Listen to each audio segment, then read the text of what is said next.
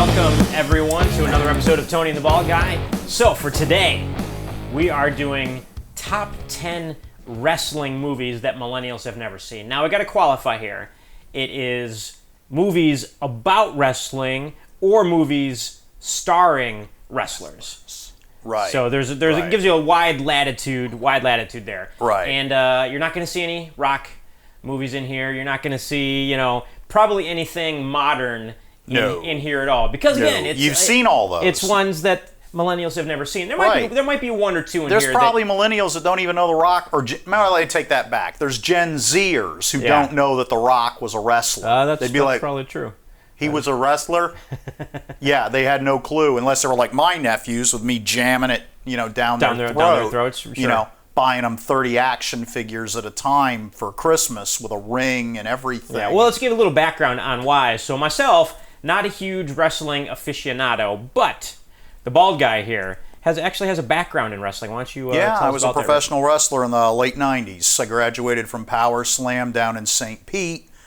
And that was the hardest thing I'd ever done in my life. That was 6 months of brutality. And I've been through boot camp and the police academy. And I'm prouder of graduating from professional wrestling school than any of it. So that's interesting. So professional wrestling school, harder than Navy boot camp and harder than the police academy. You got it. It was hell. Maybe we should start sending the military and the cops to wrestling. Yeah. Wrestling school. And you come out humble. That changed all the good things that have happened to me out of life have come from two things, and that's the gym and that wrestling school. Interesting. That changed my attitude about everything when I graduated from pro wrestling school. They teach you, even though it's all about cutting promos and being loud on camera, the underlying everything is being humble, because what you're there to do is put the other guy over. Yeah. It takes two guys to make a great match and one guy to make a bad match. And I learned more about psychology there than probably a lot of people have learned getting a master's degree in psychology. I wonder if that still holds true. You think that they still teach that, in wrestling? Well, I've walked moving forward. I have a friend I could ask. I'm going to call you. I would like to ask. Yeah. And what the hell? In a small twist of fate, we've lost our light. I guess just crank. I did crank down the AC. Oh, whoa! Okay. Maybe it was just a little wiggle. Is all it needed. A wiggle. Car sales badger, my hero. Okay, so now I guess we'll have a cut. Yeah, and we'll come back and I'll be saying, okay, we had a bulb blowout, as you folks probably saw before the wipe right there.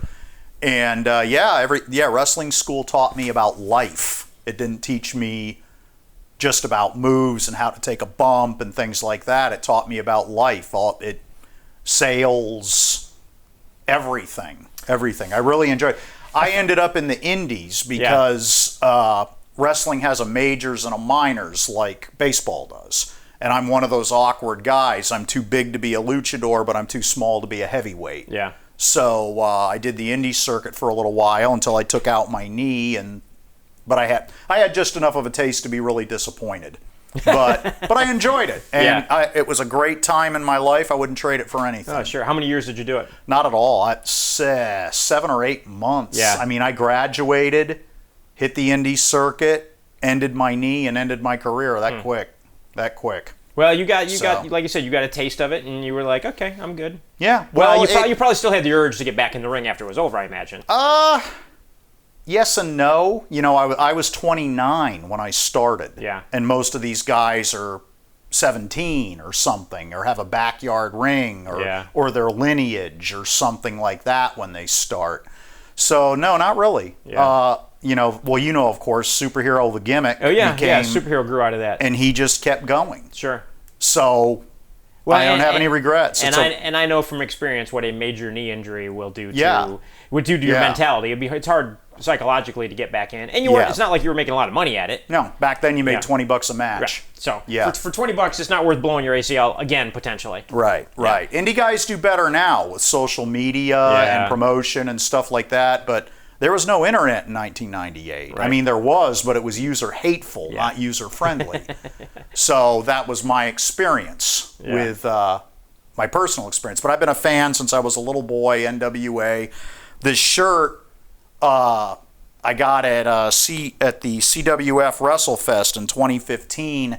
It was a charity thing being put on to turn Fort Hesterly Armory or something into like a museum for old NWA wrestling from Florida with Gordon Soley. And some of the guys that signed this shirt are no longer with us. Right. Like Rocky Johnson. Yeah. He's The Rock's dad. Sure. Roman Reigns, Steve Kern, Luke from the Bushwhackers, who we've Yeah. worked with on numerous occasions. I love Luke. Yeah.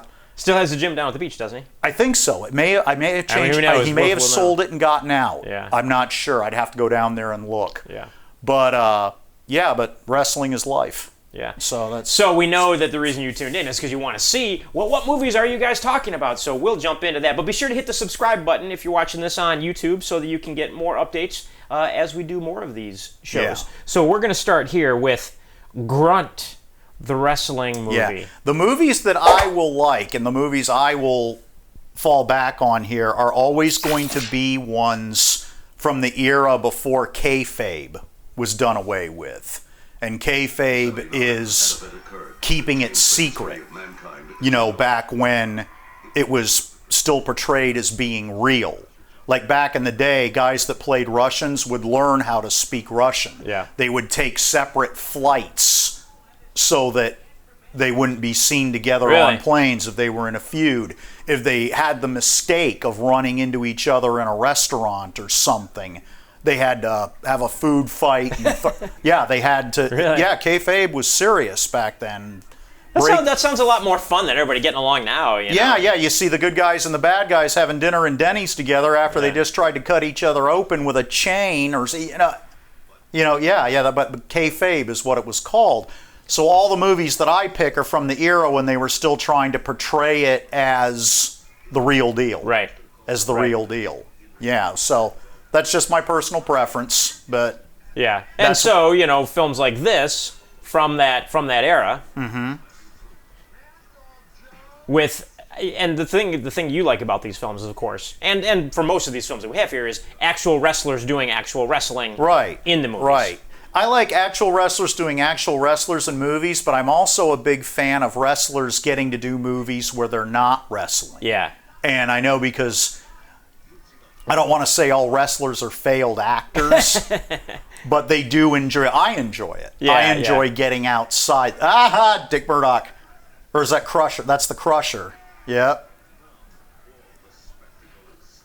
Yeah, but I like seeing them get outside the box. Yeah, outside the ring, an accent so to speak. Yeah. When he does something he doesn't normally do. Oh, that's so outside the box, Yeah. Well, that's what them getting outside the box. Well, and there are plenty of, and I like this. It's just called Grunt, the wrestling movie. Like Dick Murdoch, Adrian Street, exotic Adrian Street. Exotic, yeah. Not just Adrian Street. Mm-hmm. And so here's a film that's gonna blow some of your minds. So if Marvel could do this well, they would make even more money, but they can't. It's just not there. This is Spider-Man versus Captain America. Right. Not the Civil War new version that you're thinking of, because Spider-Man versus Captain America with El Santo. Captain America needs a famous Mexican professional wrestler to show up named El Santo, which means the saint. Yeah. And his tag partner, Blue Demon, which is Blue Demon, to help him. There he is. There's El Santo. This is a Turkish film. Now watch El Santo. Ha-ha! Boom! So in Turkey, they have very little respect for copyright. And there's it doesn't matter if it's copyright infringement. There's El Santo again. But this guy was probably one of the greatest, even though he wasn't well known here. He was well known all over Latin America, Japan, Turkey. Professional wrestler versus karate guys. Well, and that's probably about how it would go. Clearly, too. A professional wrestler of course would win. He'd murder them. But there's Spider-Man. Spider-Man's a drug dealer in this. If you haven't seen it or aren't aware, there's also a Turkish Star Wars that is El Santo, spectacular. El Santo made a bunch of these. He fought zombie women and And I'm not sure why a big part of this. El Santo made a lot of movies. He had a comic book. I built an action figure of him one time and put it on an action figure board. And this guy in Latin America, I think he was in Mexico, got so choked up that I knew who El Santo Really? was. I said, well, you can have it. And he says, no, I have to give you something. It's like, no, you can have it, dude. And I just mailed it to him. Yeah. I didn't know because he was on one of these boards, he owned an action figure company. Oh, wow. So he made me, I've still got it. It's of all those figures of me that people have made, it's the one with all the joints and the bands and everything. Yeah. And he sent me an action figure of me that was just unbelievable. And I like that while we're talking about this, the weirdest movie stuff going on in the background you can think of. Spider-Man the Torturer with the rat in the face. Now you know why Captain America needed to get El Santo. So this is a 4-minute trailer. We're not going to spend a full 4 minutes watching but this trailer. But it's awesome. But anyways, this is good when wrestlers... I mean, it's funny, too, because luchadors don't take off their masks. I mean, you'll go to Mexico, you'll go to a Pickwick or something. There's Cap. Yeah. And see... guys waiting on you in Pickwick with a little with their lucha mask on. Yeah. That's their personality. Right. And so every movie that he was in soap operas, for God's sake, like Univision stuff with his mask. So here, it might be somebody you know, a little Hulk Hogan, early 90s, 91 I believe. If nobody knows anything about wrestling, they know who Hulk is. Of course. So Suburban Commando, which in the era of ludicrous movies, that was the 90s. Well, many decades are the era of ludicrous movies. Suburban Commando as Hulk Hogan, who's a space bounty hunter action guy. I was actually working at a movie theater down in Pinellas Park. Yeah. When this was playing, and Hulk and at the time Linda and his daughter and son came in to watch it while I was there. Oh, really? Yep. Mm-hmm. Yeah, early. Yeah, I was working as the guard. Yep. Yeah. Yeah, Hulk. So for those that don't know, Hulk Hogan actually lives right here in Clearwater, Florida. Yeah, they should just go ahead and make him the mayor. They really should. He should just be the mayor of Clearwater. He's been around for so long. I've spoken to him at length a lot because we worked out at the same gym. If he sees me in like Whole Foods or something, he's, hey, how you doing, Dale? He'll say hi and this kind of thing. Yeah. But he really is one of the nicest people you've ever met in your life. Yeah. He really is a great guy. I was an extra in a Hulk Hogan film many years ago called McKinsey's Island. No kidding. Yes. I didn't know that. I have the VHS tape. Did you get to meet him? No, most of the time he was, working, basically. Oh, okay. He was shooting, and I was in the background on the beach guy throwing football back and forth. Oh, wow. Back and forth. That's cool. Forever. Hey, you got your little footnote in Hulk Hogan 1997 history Hulk Hogan movie, McKinsey's Island. But Suburban Commando, one of those... Christopher Lloyd. Yes, one of these fun action set pieces with the wrestler making the move from wrestler to actor, basically. And another icon is in this too. I mean, a serious icon, because the Undertaker is one of the aliens that comes after him, and he's got this little boy voice like this. Yeah. It's so funny. They dub him over with like a little kid's voice. It's great. It's great. So here's a little-known film that not a lot of people realize. Yeah. Stallone did this, Paradise Alley, right after Rocky. He did a wrestling film. He has nothing but the utmost respect. I read Ted DiBiase's book. Yeah. Ted DiBiase was on the set of this. Oh, yeah. And he says Stallone has nothing but the utmost respect for professional wrestlers. So, yeah, I was very, very surprised, very impressed.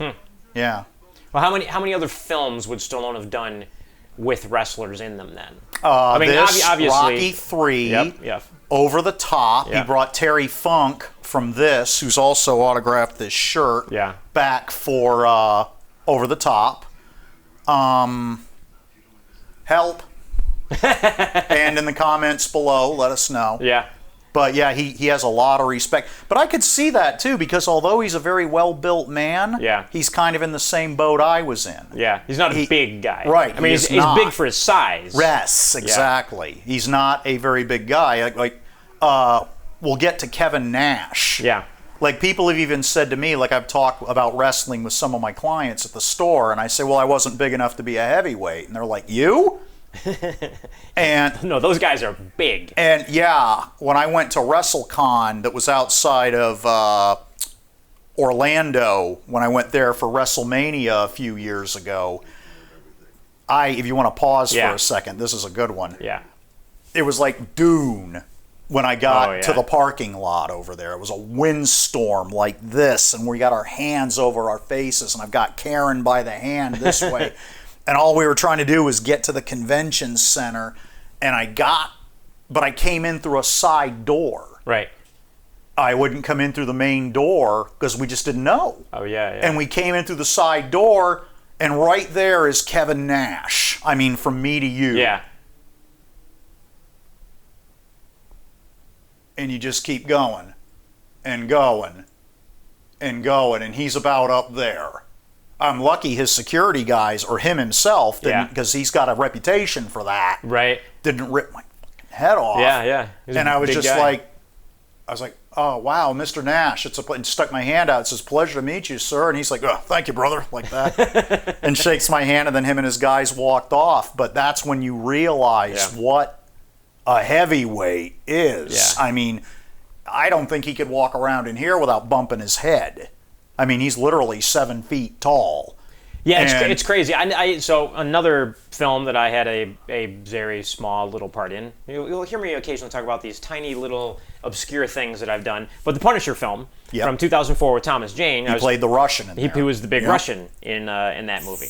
And Thomas Jane is not a big guy because I was Thomas Jane's body double. Yeah, sorry. In the film. Kevin Nash would have ripped him in half like a phone book. It wouldn't even have been funny. No, it wouldn't take it much. Yeah. I was Thomas Jane's body double, and I think I'm a little bigger than Thomas Jane. Yeah, Thomas Jane. Holy shit. Yeah. I mean, you see one of these guys in person. I don't mean from the stands. I mean, when you actually get to meet them, you can't believe the size of some of the heavyweights. Yeah. There was one time, God, I'm trying to think of his actual name. But even Undertaker couldn't get him over. He was a terrible worker, but he actually was 7'8". Giant Gonzalez. Okay. You'll put a still of him up here for people to see with his airbrushed gorilla suit that he wore. But he was 7'8". Jesus. And he was a terrible worker, but everybody prefaces it with, he was such a nice man, before they start talking about what a terrible worker he was. Yeah. But thank God he was such a nice man. I mean, he was literally 7'8", right. and Taker is 6'10", and he made him look like a little boy in the ring. That's why Well, when you're that big, how could you be a good worker? You have no. I mean, everything you do in life. It's all power moves. Nothing fits. Right. It's all power moves. He was Argentinian, if I remember correctly. He was like a icon down there, the way Kali is in India. Right. And Kali is 7'2" or 7'4". He's way up there too. He's a monster of a guy. But yeah, heavyweights. Yeah. And so, talking about wrestling movies, this says 2014. I don't know why the trailer says 2014, because the film's actually 2008. But this was a film that, while it's fairly recent, I guess it's still 12 years old. Yeah. We're going to assume that maybe millennials or those under millennial age have seen it. But, when you talk about a wrestling film in the last 20 years, this one It's a good movie. was a good movie. It was a quality film. It gets special kudos for me because it has one of my wrestling heroes. Yeah. And I've actually met him too. Brian Heffron, the Blue Meanie, makes a cameo in here. And I think the interesting thing about this film is it really kind of goes that extra step to show you the old broken down. Yeah. I got to admit, when I was watching this, I remember I was watching it with you, and at first I was like, this is really not convincing me. I mean, I want to get back in the ring right now watching the beginning of this movie. Yeah. And then they go to a con, and they show all these guys in wheelchairs with catheter bags on their legs and stuff like that. And I said, that's why I gave it up early, before I was too badly damaged. But yeah, the beginning of the movie, but then they do get into the whole broken down. And they also show that some of these guys end up working in a Publix deli, and other ones own car lots. Yeah.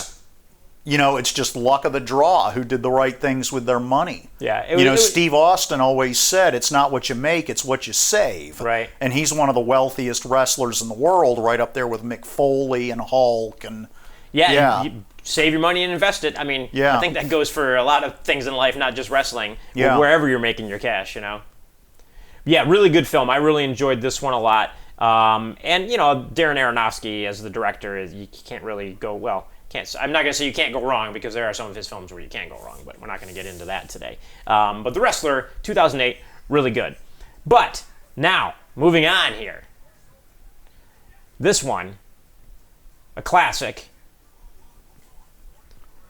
Beyond the Mat. I think this might be the only one on our list. It's a documentary. No, that is...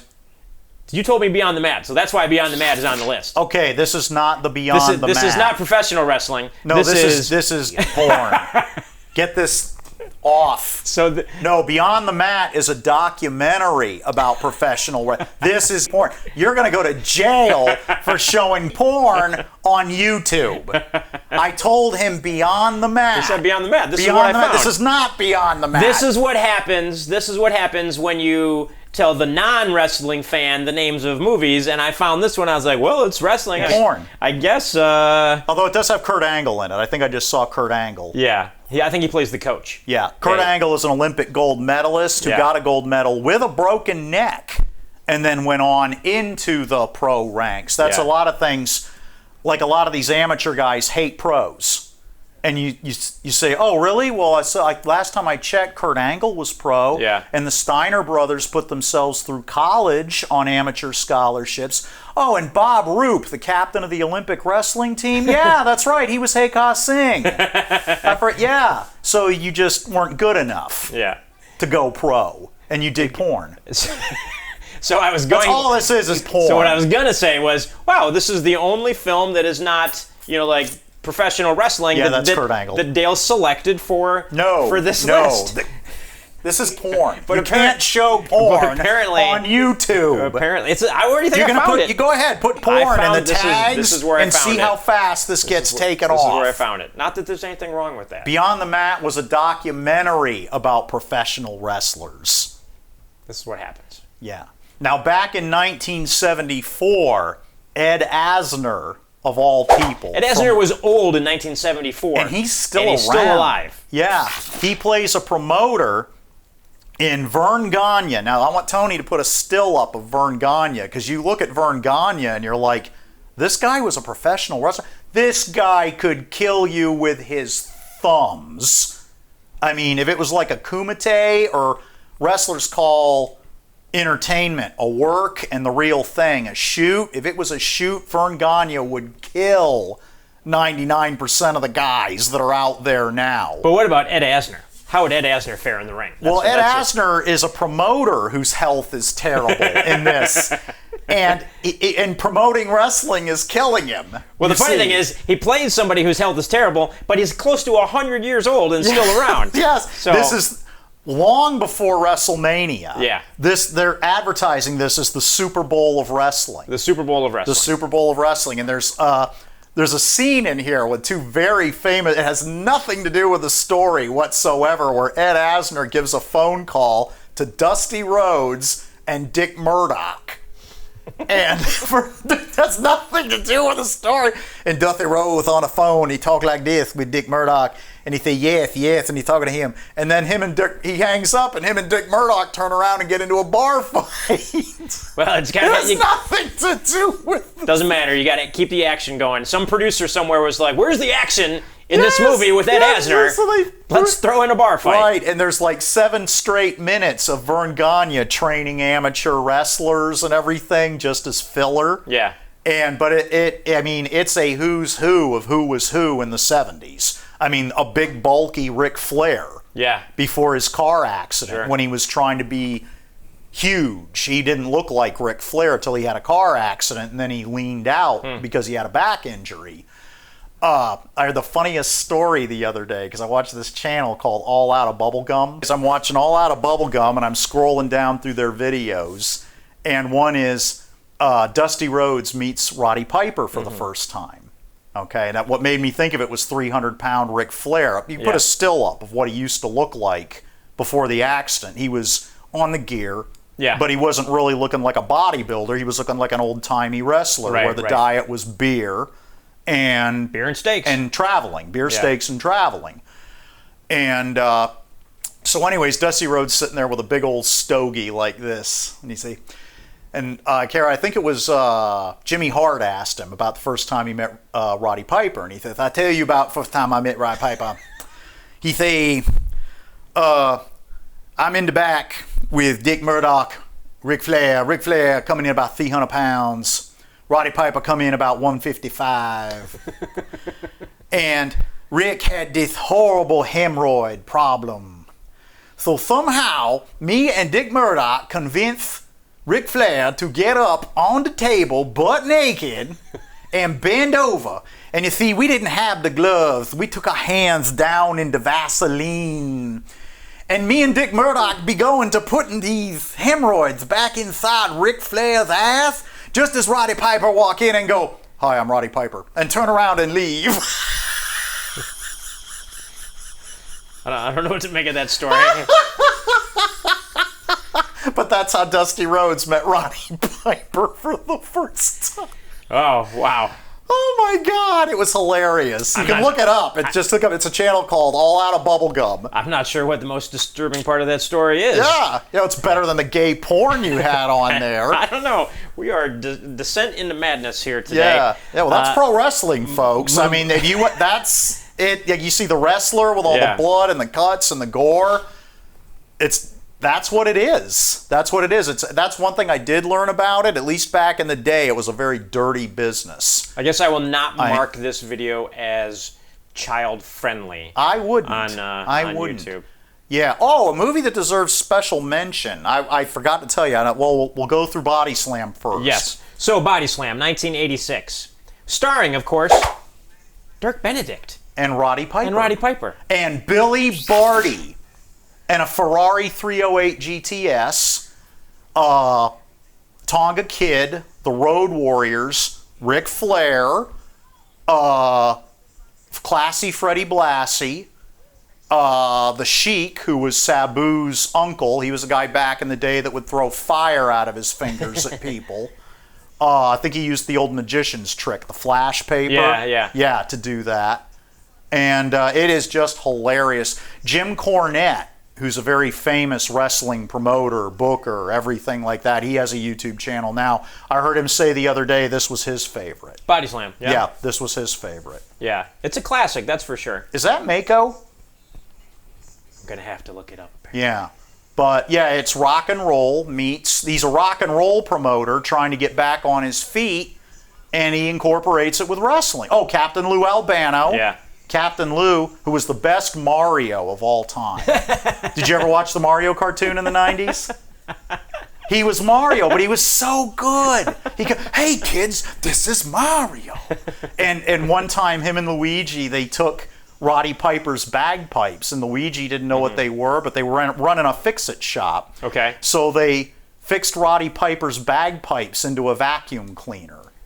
You can see this on YouTube, and Roddy Piper comes in, "Oh, where's my bagpipes?" And they, "Oh, look, Mr. Piper," and and it's making the noise, and there's dirt flying out of it and everything. "Oh, I'm gonna get you!" And he chases them around. Have you watched? It was a kids show. Have you watched? And they'd have cartoons of Mario in between these live action segments. But there's Roddy Piper chasing. Oh, that was a live action segment, not an animated segment. Chasing Roddy Piper chasing Captain Lou around this set while this vacuum cleaner is belching out dust and making bagpipe noises. It's just bizarre. It's bizarre. Have you watched on Netflix, the Toys That Made Us show did a wrestling toys one? Yeah. Mm-hmm. Yeah. Really fascinating just to see the history of wrestling in the toys as it kind of as it's moved along. Anyways, not to promote another show on our show, but we're promoting everything else. It's the wrestling. This is what we do. We just sit around and talk. So if you got, by all means, comment, get in on the talk. We'll answer your questions. This one's I try to answer. I've been looking at the comments, and if anybody makes one, I've been trying to respond. So this was great. Yeah. And it's a true story, believe it or not. It's How true? There actually was a monk who became a luchador to raise money for his parish, and he still, when he finally got caught, he kept doing it. No, only now is Why it? not? Yeah. This movie was a lot of fun. The thing is, what I noticed about this movie that was weird to me, stuff that people would laugh at in the theater, I didn't laugh at. But stuff that they didn't laugh at, I did. Like, they laughed at the fact that all the luchadors went around with their gimmicks on in the street and this kind of thing. And I'm like, that's par for the course. You go to Mexico, that's what you're going to see. That's their face. Yeah. I was telling him earlier, you'll walk into a Pickwick and there's a guy waiting on you in Pickwick with his lucha mask on, with his Pickwick shirt on. And you know he's a luchador when he's not working in Pickwick. I wonder if he wears that mask when he goes home to the wife and, you know. Probably. I mean, probably. That's probably why she married him. That's probably true. Yeah, but it's a different culture. That's a great wrestling gimmick for an ugly man as well. Yeah. The luchador. Yeah. You just constantly have a mask on. Mm-hmm. Now, what does a luchador do now if whole coronavirus era you have to wear a mask? Do you wear a mask on top of your mask? Or I don't know, because you have to have that nose and that mouth. Trust me, you do some breathing when you're running the ropes and everything like that. I don't know. Yeah. Yeah, I guess a lot of live events are shut down and everything, but they should be getting back up and running now, would be my guess. Who knows? Yeah. But, so, coming in at number 1 on our list, if you haven't figured it out by now, there is great love and admiration for Roddy Piper in this group here. We down in the Vaseline. We ain't got no glove. Dusty Rhodes is the greatest human being who ever lived. And They Live is a spectacular they've all movie. seen this, though. We assume you've seen this. This is such a cult classic. And when this came out, I remember seeing this in the theaters. It's so much fun. And we've talked about this on And Roddy other was episodes. a great... I'm going to drop the bomb. Roddy was a great fucking actor. Yeah. He was. He wasn't just a great wrestler. He was a great boxer, too. Little known fact. Like people have actually said, him and Mr. T had heat. Yeah. At WrestleMania. Oh, really? They said, you better watch it. He says, Piper will kill you. He was a boxer too, and Piper let him know, I'll tear your head off and take a shit in it. Yeah. Yeah, he was nobody to mess with, but man, he was a great actor. And still, to this day, 32 years later, the fight scene in this movie that he has is still a classic. It's the longest one in history, isn't it? 5 minutes? Put the glasses on? Something like that. Yeah, put the glasses on is the longest fight scene. Yeah, who does he fight with in this? Is it just the actor, or it's not another wrestler? No, it's not. It is an actor, but he's a big guy. Yeah, he is a big guy. I can't think of his name, but yeah. This movie is, and John Carpenter. John Carpenter, yeah, that's John who I Carpenter. thought. Yeah. He was actually trying to make a statement about reality, and you can go on All Out of Bubblegum and see an interview with Piper about what a genius he says John Carpenter is, and how that's what this was. Well, the funny thing is, this trailer exhibits like zero action potential whatsoever. All these kids nowadays saying, woke, I'm woke, I'm woke. They don't realize all they're doing is saying, I put the glasses on. Yeah. That's what they're doing. All these millennials and Gen Zers, I'm woke. With this woke, you're putting the glasses on. That's what it is. That's a good phrase for it. Just put the glasses on, man. Yeah, put the glasses on. Yeah. Yeah, They Live. Great film. You can find this just about anywhere. You've got to check it out. Did you know Roddy had a soda company called All Out of Bubblegum? No, but that's cool. And they sold bubblegum flavored soda. Yeah, of course. Mm-hmm. Yeah. Now, when did he die? Just a few years ago. Just a few years ago, and it was cancer. No, heart attack. Heart attack. The common. And he had done an interview just before that, saying, "I'm not going to reach the age to take Social Security." Yeah. Well, on a sports channel, you can look it up. How old was he? He was not that old. I want to say he was late 50s. Really?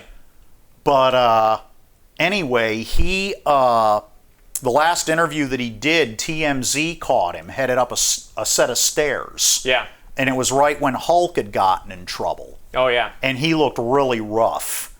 And they said, hey, what do you think about what happened to Hulk?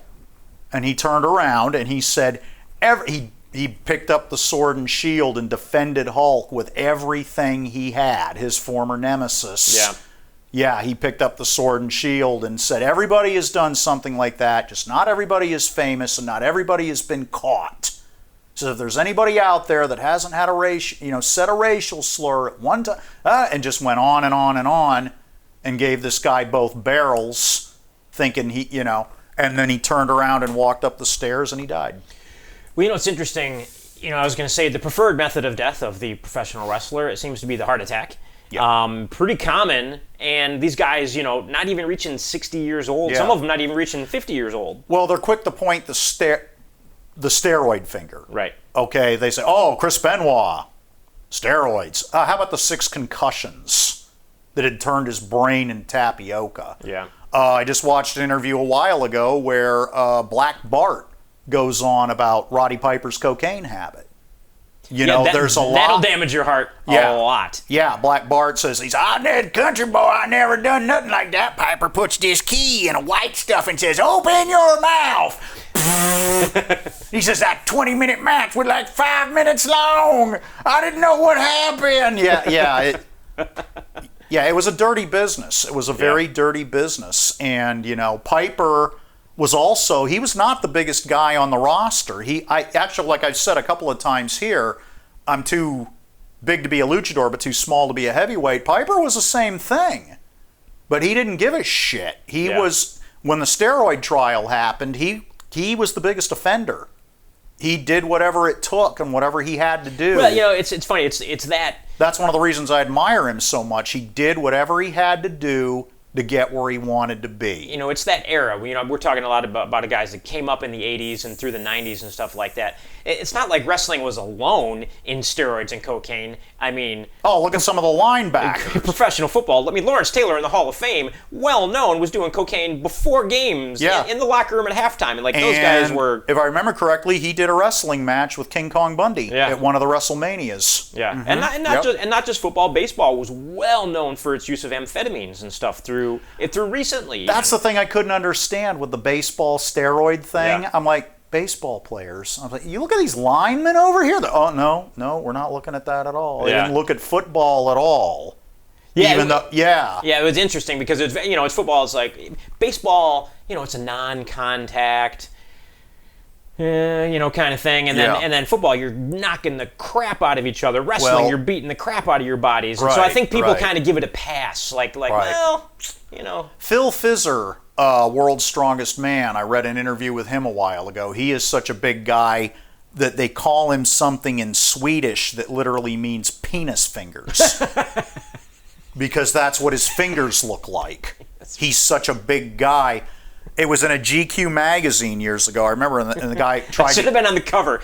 Penis fingers. Yeah, and what the guy said was, well, what about anabolic steroids? And the Fizzer said, don't be a fucking idiot. He says, there wouldn't be a World's Strongest Man without steroids. And shut him up. Yeah. Right, this guy thought he was going to call him on the carpet, and Fizzer shut him up right there on the spot. I was watching the new Lance Armstrong documentary. Yeah. And, it's like Lance Armstrong, he took performance-enhancing drugs, and he won 7 times, and he beat Canton. And it's like, him and every other guy that was racing. And every other guy that was racing, we're all taking the same thing. So it's kind of a level playing field if everybody's taking the same thing at the same time. Didn't he have some other kind of edge, like what was the name of the horse? Seabiscuit or something, where his lungs and his heart were way bigger? I have no idea on that. Like that. I know the EPO That's is the natural. thing. It was like a defect that actually helped him for what he did. Yeah, EPO is the thing that all the cyclists take, which gives you just more red blood cells so you can have more oxygen in your body for the endurance. That's a steroid. It increases your blood volume. Kind of stuff. Yeah, it increases your blood volume. Anyways, we're not going to jump on our one moral more. high horses. Can you pull one up from here or no? Let's see. I don't know. What do you want to see? 13 rounds 2. 13 rounds 2. Now, a lot of millennials and Gen Zers know who Randy Orton is from RKO out of nowhere. They've showed Randy Orton giving the Hulk an RKO out of nowhere, and Randy Orton giving like fails, like some guy falling off a skateboard. Randy runs in and gives him the RKO. It's really good. And the RKO. Yeah, but you're looking for 13 rounds 2. It has to be the second one. 13 rounds 3. 13 Rounds 1 had John Cena in it. Bleh. But 13 Rounds 2 has Randy Orton. And that was one of these movies that I was just watching because Randy Orton was in it. Randy Orton's a third-generation athlete. His dad was Cowboy Bob Orton. He's one of the greatest professional wrestlers of all time. He flew through school. Even Jim Cornette. Jim Cornette had Brock Lesnar, John Cena, Randy Orton, and Batista all at the same time as kids in the WWE developmental. Orange Valley Wrestling, I think it was called. But anyway, he said Randy is the greatest natural wrestler in history. He does it once and he's got it. Is this just an action film? And it is fucking incredible. Really? I mean, this was something I was watching out of the corner of my eye on the computer just to say I could watch it. And I kept watching it, and I was glued to it. Really? The plot is incredible. It is well done. It's well acted. I can't recommend this movie enough. Randy is incredible. I'm surprised he didn't have more of an acting career. Well, see, you know what's interesting? Because he is incredible. I mean, this movie, it's so well, and I think it's a WWE movie, too. Let's see if it says. It tells us at the end there. It does not.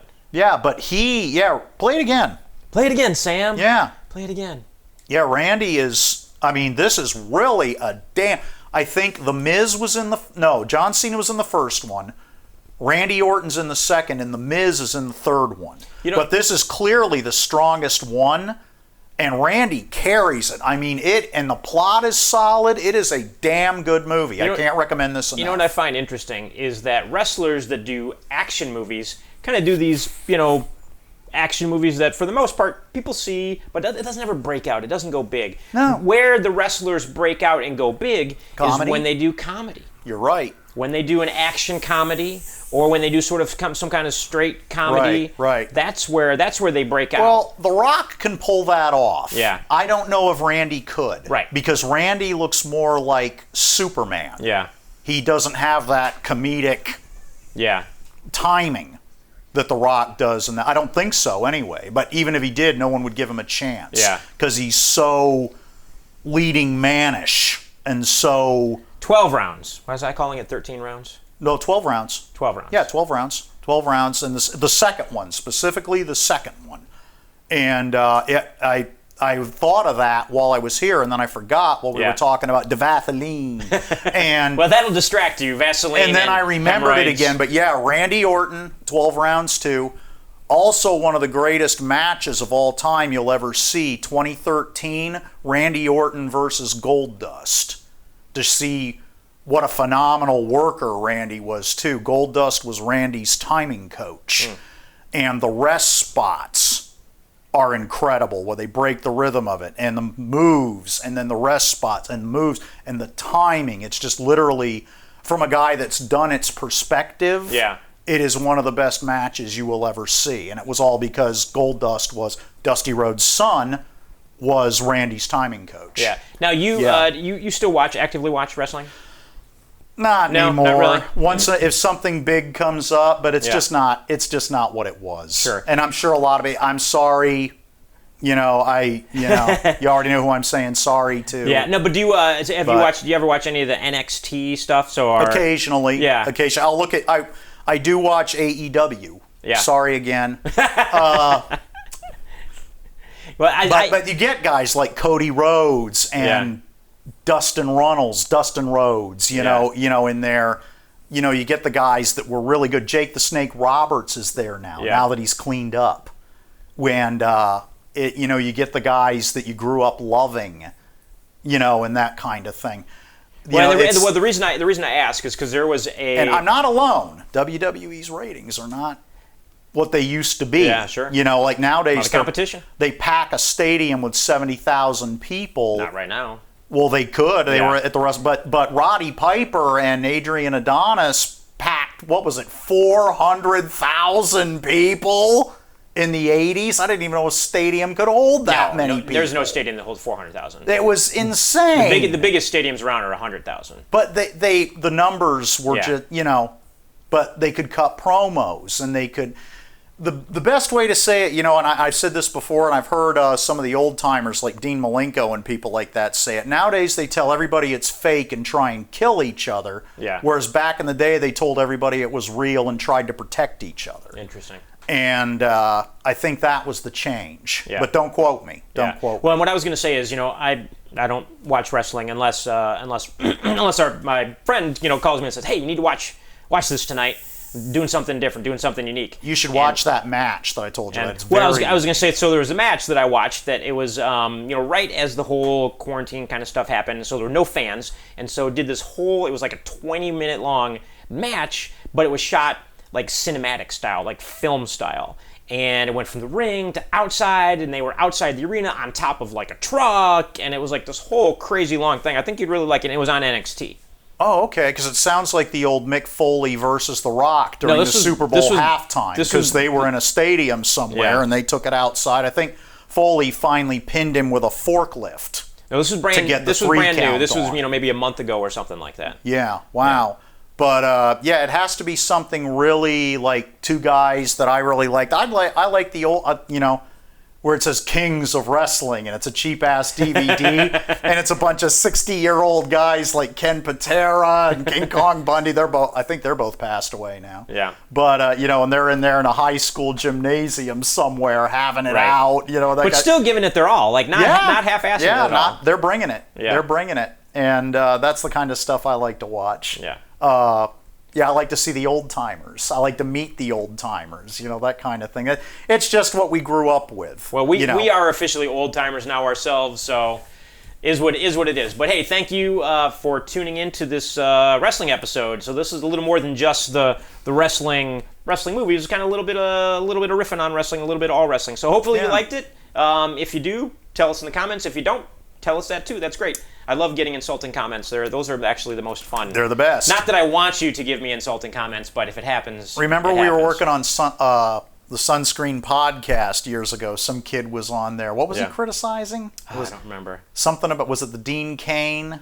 When I met Dean Cain and David Prowse told me about the heat he had with Christopher Reeves, something like that. I don't know. I don't remember. Been too long. Yeah. Anyways, subscribe to the channel, like the video. Turn on your notifications so that you can get notified when we put up more videos. Thanks a lot, and we'll see you next time. I still had plenty of stuff to say. It's too bad we had to cut this one short. Well, you can keep talking if you want. No, I was say shut this one. I know you can't go on for 45 minutes. Go ahead and we can go till the tape runs out. You want to beam us out again? I have the effects already created. I can transport us out again if you'd like to see us transport us out. Okay. Energize.